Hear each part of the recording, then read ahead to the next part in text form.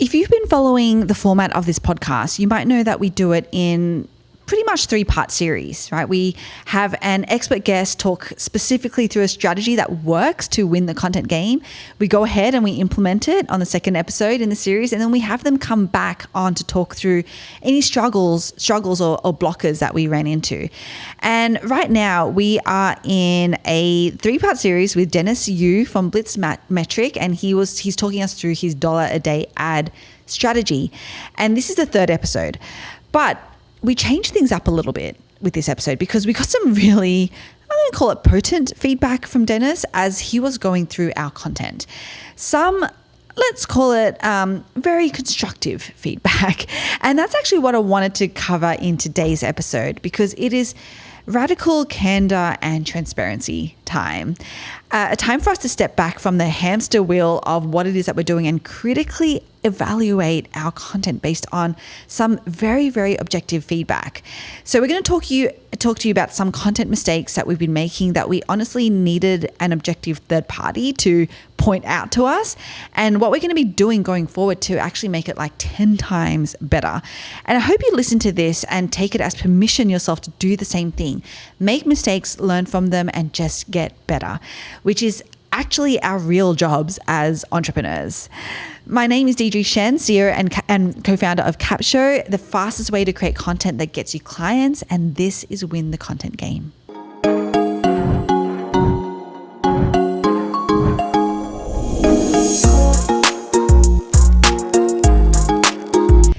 Okay, so just to set some context about how this whole episode came about, Bono and I hopped on our second call with Dennis Yu from Blitz Metrics to talk. Very excited. And we were pumped, right? I was pumped about this call because it was literally designed for him to take us through step by step the implementation of his $1 a day ad strategy, which, as an aside, was awesome. And we'll link that because we're going to post on YouTube. So we're going to post literally him going and talking Bono through each of the steps to take. He's like, press that button and no, not that one, and go to this, Scroll down. Yeah. So we're going to link that YouTube video to the show notes if you go there. But off the back anyway, of so that, we hop on this call and I thought it was going great. For you. It was going great. Yeah, it started well.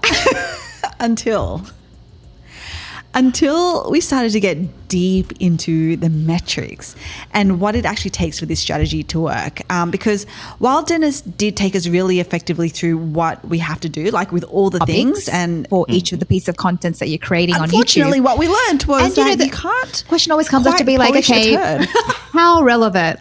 Like, for example, sure we have, we create content on content marketing and the importance of creating content that's going. Just like you can't boost content that isn't working as effectively as you may have thought, as we definitely thought. Yeah. You can't polish a turd, right? Like, so that's kind of how it works. And so we had a little bit of a reckoning, didn't we? Yep, live record while it was being recorded. Yeah, exactly. An existential crisis, if you will. Yes, and I think we should probably just clip and do a montage of just those moments because you should just see like our face. I don't know. I was kind of like really just wrapped up in what in like what was happening, but I don't know if your face betrayed any of your thoughts of like. Sure it did. Well, Dennis gave us a compliment that I think we were the smiliest people he's had given feedback to. So there's that win. I think we were all just nervously smiling. Yes. Okay. So let's first listen to some of the constructive. Do we have to? Okay. Feedback. Yeah, we should share it with everyone. Yeah, that we received on some of our content. Okay, so there was this that Dennis said about one of our social media posts.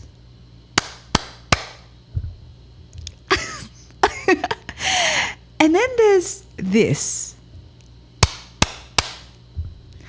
Oh gosh, did you feel that really nice and lovely tickling burn?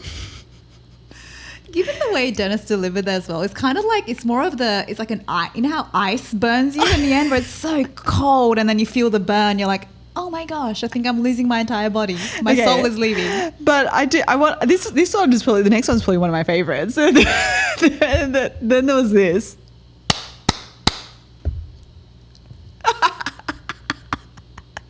Okay, so what does it feel like to be a bro marketer? Well, I was going to throw you under the bus, Bono, because I was going to say that you helped draft some of this content. I had nothing to do with it. This is all Deirdre. This is me being the face of the business. Okay. Now I see how this works. I don't know why I'm on this podcast. I don't know why I'm talking content.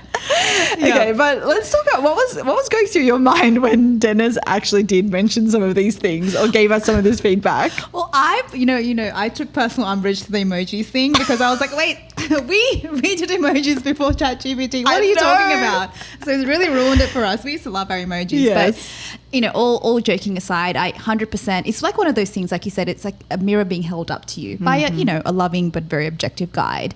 And that's never pleasant because, you want to kind of pat yourself on the back for being consistent with creating content and putting yourself out there and doing all of these things. And sometimes hearing it back to say, well, it's not enough is a little bit hard to take. But but then at the same time, it made a lot of sense, I think, because even if we weren't necessarily just like phoning it in or just being really like super non-intentional, I think there's a ceiling that you hit sometimes with these things where you're like, okay, well, we've got 27 things to do, and then this thing at least feels like we've got a bit of muscle built there already. Now, we kind of can go through the motions a little bit. Yeah. And, I think for me, what the resonant point was to say that it's not like it has performed poorly where we're like, oh gosh, that got absolutely no engagement. We need to relook at it.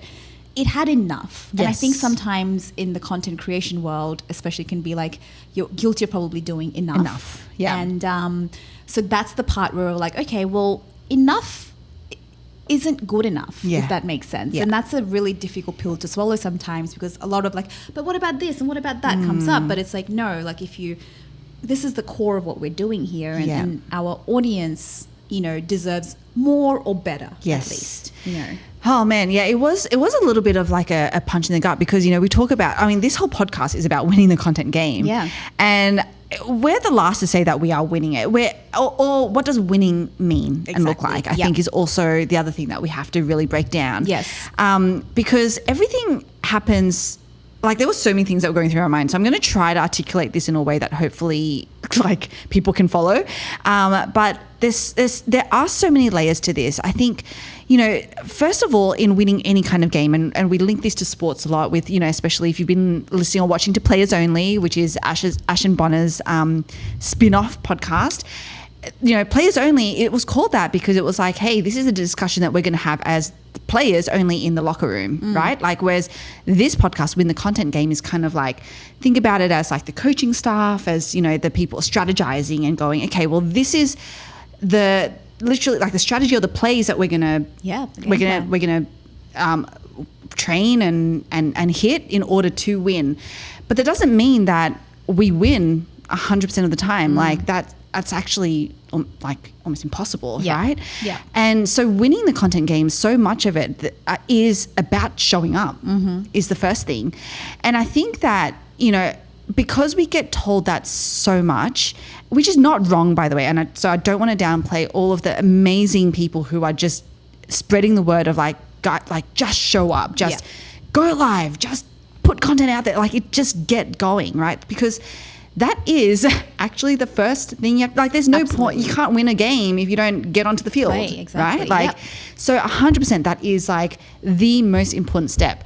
But I think that sometimes to your point about, well, is that enough? Like if I just get onto the field, that's me playing, right? That's enough. And it's kind of not then, once you get through that, then what's the next step up that you need to take? What's the next level up? Yeah. And the next level up might just be like, okay, well, just now be consistent. Yes. Just make sure you publish every day, for example, which is, I would say, pretty much the space that we were in. Yep.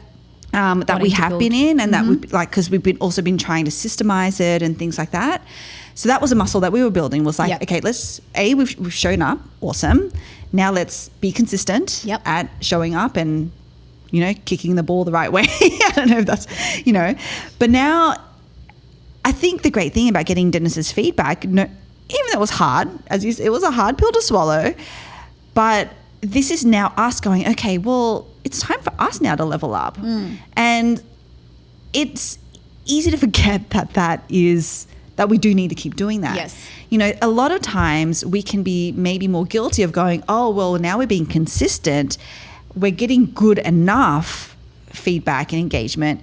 Let's now go on X. Let's now go on Instagram. Let's now go on, let's now spread ourselves more rather than going sideways, actually, how do we level up and go deeper into the content that we're already creating? And it was actually a really, really great wake-up call for us as players as well in this game to go, oh, we need to do it. Like, we talk about this all the time, but, you know, sometimes it's hard to be objective to what's happening in your own world. Yeah. And we needed someone to objectively be like, hey, guys, level up there. Yeah.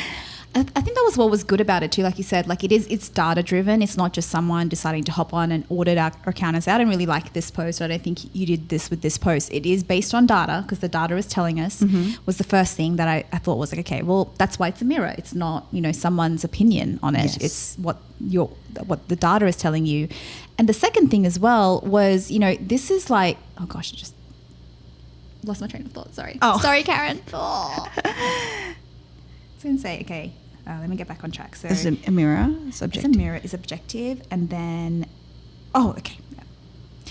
And the second thing is the goalposts don't really change. So what I loved about what Dennis said was like, because I think entrepreneurs can also be guilty of this, where it's like, oh, okay, the goal is to boost. Now, what do I need to do to create content that's boostable? Yes. And it's like, no, the goal is still the same, which is to add value, because quality engagement is a sign of people saying, wow, this feels really, I identify with this content. I love what this person is saying, right? So the goal doesn't change because that's where I think some people can go wrong, especially around paid advertising and things like that. You're just leaning into the tactics and what's working. Yeah. And it's like, no, it's just about, to your point, doing what you're doing, but doing it at a higher level and going deeper. Yes. And again, it's so simple that you're like, you can't hide behind the complexities of the tactics. It's like you just have to look into yourself, make a decision every single day with every piece of content. Even going back to what I think previous guests on this podcast have said. So all of this is the same thing. Is like, does every single piece of content you're putting out there serve someone and add value? And if you can't hand on your heart say that, then why are you publishing it? Yeah. Right. So I think that's really the part that we have to hold on to for this. Okay, so what I want to do is we're going to take a quick ad break, and then when we're back, I want to talk through some of the things that we are going to start to implement and the shifts essentially that we're going to be making in our content based on this feedback and knowing that we need to level up. So hang with us because we are going to get into how we're going to now really win the content game. All right, okay, so we've put some aloe on the burns. that we've been feeling. Yeah, we're recovering. And I want to talk through kind of based on the feedback that we've been getting and us critically looking at some of the content that we're creating, what are some of the shifts that we're going to make? Now, the first thing that I do want to say is that the strategy that we've been talking about this whole time, Katie Brinkley's 4-post social media strategy, which is what we use, still is the overall game plan from a social media perspective. Change. That does not change, okay?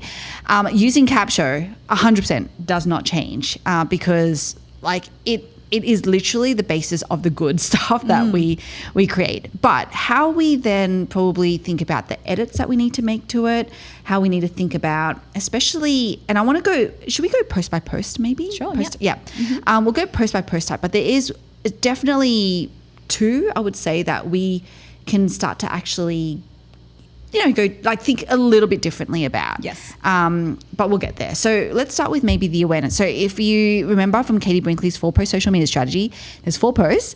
It's awareness, tip, community, and then action post.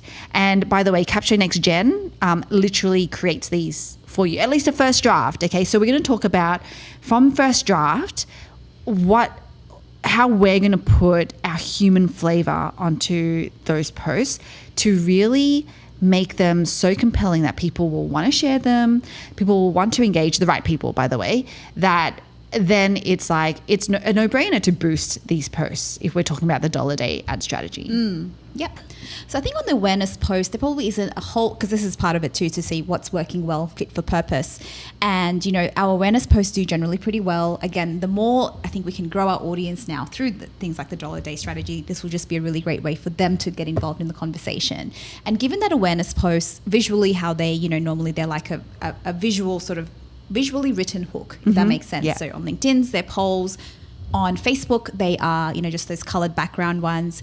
Dennis did say they're probably not the most boostable posts but that's totally okay. So I think we'll continue to doing what we're doing, trying to stay true to our principles to make them really granular, easy to engage with, and they can almost be more of a nurturing audience style post. There are times I think that we still kind of miss the mark on them because we're being too general, or we're asking the question maybe not in an easy way. So I think it's just, again, I think it's just building the muscle, continue doing what we're doing, and just staying consistent with those, and continue to send our email list to those posts as well, so we can get more sort of like visibility with our existing audience, which then will amplify it to other people as well on the platform. Yes, I think that's right.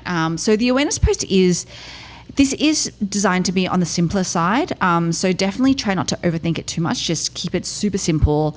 And as Bona said, the more specific that you can get in there, the better. So I think that's probably what we're going to keep doing. Keep trying that. Yeah. Okay. So then I think the two posts that comes next, which is the tip and community, are probably the ones that we can ourselves personally level up in. Yep. So let's talk about the tip one first. Yeah. So the tip one, just as a recap, is where you share a tip or you elaborate on the topic that you introduce in your awareness post. So Katie obviously has shared this in detail. So for us, I think the main thing here that, in terms of feedback that we got is that we need to, I think there's a couple of things. We need to, because I think we've got very good topic selection in terms of what, we choose to talk about. But with the tip post, the whole purpose of it is to position you as an expert. And really what that comes down to is specificity of perspective, and it's not just having an opinion for the sake of it, but on that topic, like what is your unique take on it? And clearly you have a unique take on all of the topics, but I think it's just making sure that translates on the page or the phone or the device that people are reading it on, right? So which requires us to go a layer deeper in terms of the words that we're using, maybe the formats in which we're doing it, because then when that happens, it actually entices people obviously to engage with it, but more importantly, ultimately share it, like you were just talking about. Yeah, and this is an interesting one because again, like a lot of podcasters, and even if you do YouTube, would probably have guests. And I think a lot of us can be guilty. I know I definitely can of leaning on the guest's expertise and just kind of like phoning it in from that perspective to be like, here's the tip, here's a value. My guest said XYZ. Thanks, cool. Guest. Yeah. But I think what you're saying there is really, really important. And this is, again, AI cannot do this for you. It is actually more so starting, or I would say start with your take on what your guest said. Yes. Because that is still value. Like that is still a tip that you're providing, or that you're elaborating. If it's an elaboration by way of going deeper into the problem, then it's like, what is your take or perspective first? And then talk about what your guests, which may be aligned or may not be aligned to what it is that your perspective is. Absolutely. I think that's a really great way to utilize, still respect the content of your guests, but like you said, because your expertise may come from implementing what they're saying, or your expertise may be adjacent to theirs, right? And it just adds on to what they're saying. So that's absolutely true. Do not shy away from that. And to your point, like sometimes shying away from it may not even have anything to do with you feeling like you're gonna, it's just, again, I don't want to say laziness by way of like being lazy and they're not caring about your content, but again, it's just a structure that works. Yeah. And then you forget about the actual aim of that content, which is not just to celebrate your guest, but to actually add value and, share your perspective as well. Yes, exactly. Because when you think about your audience, like that's actually what they care about. They actually want to hear your perspective. They actually want to know what it is that you think. So that's probably something that we will need to tweak going forward. Yeah. And in terms of, I think then with that comes the format too. So, and all of these things, like, Dennis, we were talking to him about this, asking for all these tips, and then some of the things he said, I was like, hang on a minute, I'm a human too. This is how I like to consume content. So this is just logic, common sense. And he's like, yeah, a lot of marketers forget common sense sometimes. I'm like, oh God, I'm guilty of that. And, so it's kind of like with the tip, because I think you're trying to write out these perspectives, you're trying to add value, and it just, again, you can get into a rut of just like writing out the post. So a couple of things we've already started experimenting with is to, kind of share images that share the content and into kind of like a carousel style, and people want to swipe. And again, it's a more shareable format as well. Now, that's not to say that that's going to work every single time, but going back to being a bit more experimental with the format as well, regardless of whether it works or not. Again, again, it's you're training your brain to work in a different way as well. Yeah. And it forces you to think about the end reader more Yes. as well. So that's the other thing we've already tried, and we got our first couple of shares, which we celebrated this week. So Yay. again, it works, but that's, again, the key here is not to go, okay, cool, those things work, that's what I'm going to do for the rest of eternity, right? Yeah. It's not giving into that, I don't know, that kind of tendency to just systemize and move on. I do want to talk. I want to come back to the system thing, like, because I definitely have some thoughts on this, especially as we go through our journey. I've always struggled with this, but I want to come back to it maybe when we cap off the next 2 posts. Yeah. Let's talk about systems and how they play their own role in what it is that we're doing. It's a tough balance by showing up for the game. Okay, so let's talk about the community post now. Now this is a like the one that I think is going to be the most impacted by what it is that we talk about, because the community post, even the way that Capsho does it, because again, literally AI cannot draft this for you, because it is going to be about specifically you, like, you know, whether that's your memories or your life or your perspective, or, you know, like AI cannot do that. So what we do with what Capsho does is it actually just gives you some thought starters, some ideas, and which is a great start. But you know, you have to write it yourself. At the end of the day, right? Yeah. So how are we starting to think about that community post a little bit differently? Yeah, so I think we have a good starting point, like with all things, where we're like, okay, generally our community posts can take the angle of like you and your story, you know, our partners or our community, our Capshovians who we serve. So I think those remain really great starting points.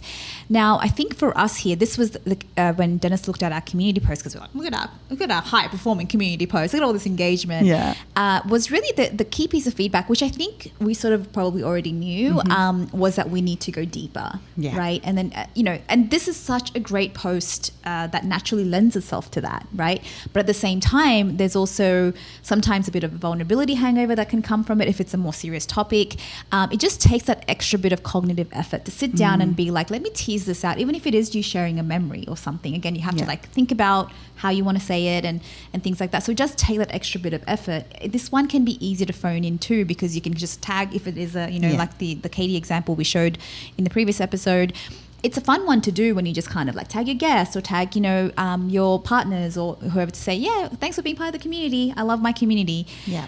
It's a relatively, it can be easy in that sense. And then again, you get the immediate engagement, and you're like, again, it's good enough. It feels like, it's creating a vibe, right? Yeah. But it's like, at the end of the day, is it taking that step to going back to what Dennis was talking about, shareability, like give people a sense of identity, whether that is affirming an identity they already know and hold very dear, or an identity that they're looking for that says, oh, okay, I relate to that on a human level. Like, who is this person? Or I know this person already. Gosh, this is why I love following her, right? Yeah. Is it doing that? Or maybe it's stirring something else inside them, but there's that emotional element to it. And it doesn't always have to be a deep or like whatever emotion. I think one of the things that we do really well is we make people laugh, we entertain people. But I think, again, everyone just leans on their strengths a little bit too much, I think. So that's what we do, and that's easy for us to do, which leads to a lot of like lightweight content, as Dennis calls it. I'm like, we're here for the heavyweight. It's like, that's a nice way to call a shallow. No, you know, again, but that's important, because that's also part of your personality and the brand personality. But we know that there is more to it than that, but we kind of don't really bring that to the fore. So this one's going to be an interesting one, because I think it's just taking that extra bit of time and effort to go deeper. That doesn't necessarily have to mean longer posts, it doesn't necessarily have to mean a serious post, it doesn't mean you have to be dramatic with things. But I think we know what it means when we say like we have to go deeper on this versus just relying again on, you know, tagging people and, you know, kind of like doing a quick sort of like quick hit content. Yeah. And I know that this is sounding like why even bother? Why create content? Like, this sounds like hard work. Why, you know, can't I just go do, you know, AI generated videos and hope that they go viral and things like that? Like, and yes, you can, right? But we're talking to, I mean, I guess we haven't really called this out, but I think by and large, like our community, the people that are inside of Capsho Club, even Capsho users who are probably likely listening to this, are creating content, like they actually want to connect with their audience at a deeper level. They're not just looking to go viral for the sake of going viral.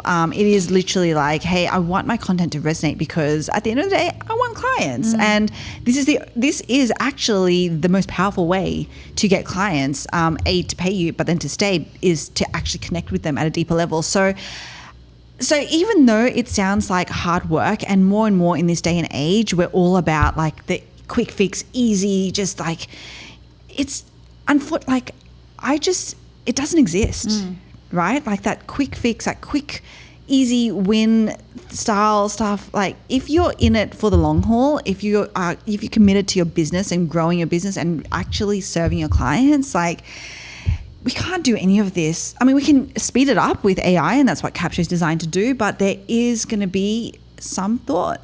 If you want to play the game at the level that we're talking about in this episode, like if you just want to play the game at the level of like, yep, I'm on the pitch and I'm just going to be consistent, then like that's also like totally cool, up to you, right? But if you're like, we take a lot of I guess like responsibility and pride, I guess, in like really wanting to truly win. Like we want to score the goals, not just, what's the default of that? Like we don't want to just defend, for example, and try to win that way. I mean, we need to defend as well, but we actually want to attack, and we actually want to truly win on our merits, right? And so that's why we do take the time to try to go, okay, well, how do we actually make this better and better and better? And as we do, then obviously that gets fed into the Capture as a product as well, which is a cool thing. Like we do the things first, and then we do productize it. Sorry, anything you want to add on that point? Okay, that's it. Yeah, I want to come back to systems, because this has been on my mind. Like I do, we get told. I feel like I've said that so many times in this episode. We get told by all of the gurus that we just need to like systemize everything, hand it off. It's the who, not how premise. It's the like literally every scale coach or consult or whatever, like this is key, right? Systemize it, create all of the SOPs and blah, blah, blah, and then so that you can hand it off, which is correct to an extent. But I want to talk about this because the danger with staying really true to that is kind of twofold. One is when you believe that you've systemized something, at least this has been my experience, it's one of those things that then you like fight, like you can then free up that space in your brain, which is what it's designed to do, but that also means that you forget about it, right? So it's not top of mind. Yeah. So that's the one thing. The second thing is that systems, in the way that they're currently defined, which is like, here is the step-by-step and the checklist and etc., is very inflexible. And this is the part that I actually do have a problem with, because again, when we're creating content, and a lot of us might have VAs and we have teams that we've created a system around the content and how we use Capture, etc. And then it's like, here, VA or team member, go ahead and implement it. And here's the checklist, and just tick these things off. That is essentially us phoning it in, right? And it becomes very inflexible, because as long as it happens, as long as the thing gets published, then that's the good thing. Okay, so that is us literally, again, if we're talking about the analogy, that's us getting onto the pitch and just turning up each game, every game, right? Consistency. Awesome. But the issue that I have with systems like that is that it doesn't actually allow for that level up. And so I've been really thinking about, and we've been doing a lot of work even on the business, like the Capture side of like, how do we create systems that are effective for us to not let things fall through the gaps, but to also, I think, put in enough flexibility and autonomy to actually help us get better results and to reach higher. And so this is just something that I wasn't even planned to talk about this on this episode, to be honest. But I really want to, this is very topical for us. Yeah, and so I think for me, I don't know about you, for you, Bono, but like what I'm finding is like at least just putting in more like questions, maybe, to be like, have you thought about this? Like maybe that's the checklist thing. Like, have you, has this been thought about, rather than do this thing? Yeah, because that's a definitive step. Right? Like I think that has probably been more helpful in creating our systems than... Absolutely. I couldn't agree more, because I think you know, even if you don't have a VA or you don't use your team to do this part of it, like you said, in terms of how our brain works, systemization, you're still doing it, but you could go into like the lower part of your brain. I don't know what the right terminology for that would be. And then it's, again, having the same impact. But I agree with that, because even for this specific topic, as Dennis was talking about it, you know, he's had 1,000 people say to him, why don't you just create software that, you know, identifies the 10% and automatically boosts? And he's like, I could, that's super easy to do, but, you know, you need a human to do this step, to ask those questions and make that human judgment. But you can still systemize it rather than trying to remember the question each time. To your point, it's just maybe reframing your SOPs as a question rather than a definitive step, to say, instead of calculate 10%, it's like, what are the questions and considerations you need to make at that point? Yeah. And I think same thing for us. We're not necessarily, you know, delegating content creation, but when we meet for our content planning sessions, rather than going, okay, have we got the community process? You know, it's more like, okay, how might we elevate this to something that feels a little bit uncomfortable for you? That could be the question every week. And just you systemize getting uncomfortable in a way, but you're asking the question as opposed to saying, okay, now let's just phone in what uncomfortable is, or what vulnerability is, or what community is. Yeah. That's actually really, so let's make sure we put those in our system. Let me update the meeting calendar to say, and you're like, oh, don't ask me these questions. We're systemizing it. We put it on the pod. We got to do it. Oh, man, doing this to myself. Okay, anyway, so I just wanted to, I don't want to go on about all of this stuff too much, but I hope that everyone's kind of like getting the purpose of what it is that we're trying to talk about today. And I just like, everything that we implement is by layers, and it is literally a constant level up, because sometimes, you know, talk about uncomfortableness. Like, I get in my head about the fact that I'm like, well, but I'm talking about winning the content game. Aren't I meant to be winning already? Why do I feel like I'm losing all of a sudden? And honestly, this is just part and parcel of, there is no perfect, right? If you're trying to find the perfect expert or the perfect guru, they're probably scamming you. Let's just be honest, right? Like, that's just, it doesn't exist. Like, you know, things change, like platforms change, you know, like systems change, for example, like things change all the time.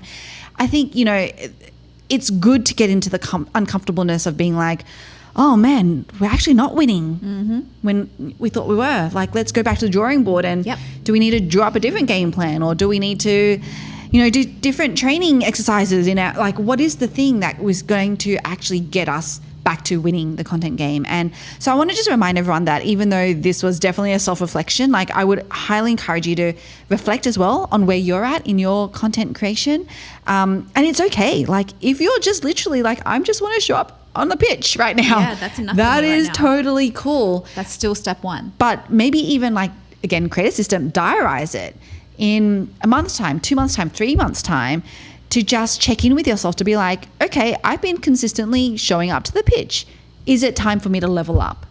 And then what does that level up look like? And if you join Capture Club, then we can help you with that, you know, determine what that is. But, you know, you generally, more often than not, will need someone objective to kind of like look at what is it you're doing and go, oh, okay, this is now the next step for you to take and really focus on. So it's okay. It is totally okay wherever you are in your journey. That's what I'm telling myself as well. It's totally okay, Deirdre, to like, you know, not be where you thought you were or where you want to be. That's right? the last one. Yeah. Right. Yep. It's okay. It's like, let's take stock and let's work out, okay, what do we just need to keep training now to get to that point? Yep. So please, this is not an exercise to beat ourselves up over it. It's just a really, really great exercise to remind us of what it is that we're doing here at the end of the day. Cool. All right. Well, I actually really enjoyed this. I was kind of a little bit nervous getting into this episode because I was like, oh gosh, this is really going to make me uncomfortable. But I actually really enjoyed it. So thanks for joining us. My name's Deirdre Shen. I'm Bona Rai. This is Win the Content Game. And as always, stay intelligently lazy. Hopping back in really quickly to let you know that if you actually want to follow our journey, like literally behind the scenes of how we're implementing these things that we talk about. And, you know, I talked about some pretty deep things in this. We talked about some pretty deep things in this episode. And so if you actually want to know how we're going about implementing it and thinking it through, then I want to encourage you to listen to the Players Only podcast. We will actually link that in the show notes.